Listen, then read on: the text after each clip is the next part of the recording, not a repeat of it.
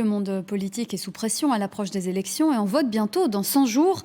À cette occasion, on s'intéresse aux primo-votants, ces jeunes qui iront voter pour la première fois. Certains se sont glissés dans la peau de députés toute cette semaine au Parlement jeunesse. Une expérience qui a lieu tous les ans mais qui a un parfum bien particulier cette année à l'approche des élections.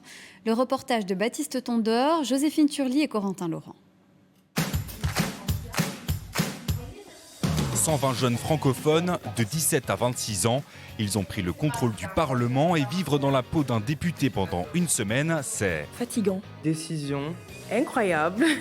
Pour décrire ce que j'ai vécu pendant cette semaine, il faudrait beaucoup plus que des phrases ou des mots. Bien-être au travail, égalité des chances et accès à la connaissance.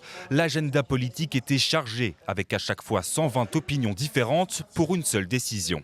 C'est pas forcément facile. Au début, on est un peu perdu, surtout sur ce quoi on ne travaille pas. Mais grâce aux autres, grâce aux opinions des autres, grâce à ceux à qui on parle pendant les temps libres, on arrive à trouver le nôtre. Et donc, c'est hyper intéressant. Et pour s'entendre au Parlement jeunesse, on doit s'écouter. Et on applaudit même en langue des signes quand on est d'accord. Alors à 100 jours du renouvellement des hémicycles, on a peut-être ici un exemple à suivre. La vie politique semble beaucoup plus rude que ce qu'on vit ici en hémicycle avec toute la bienséance qu'on a mis en place.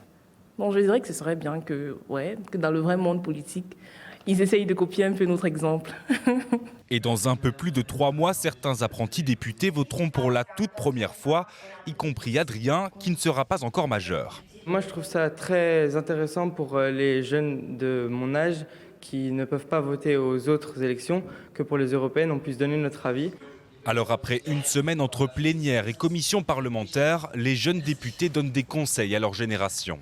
Je dirais de vraiment s'informer sur les prises de position de chaque parti politique et de pouvoir se former un avis critique en fait tout simplement. S'informer, d'être vraiment critique de l'information, de ne pas avoir peur de se documenter et vraiment chercher partout des informations, partout.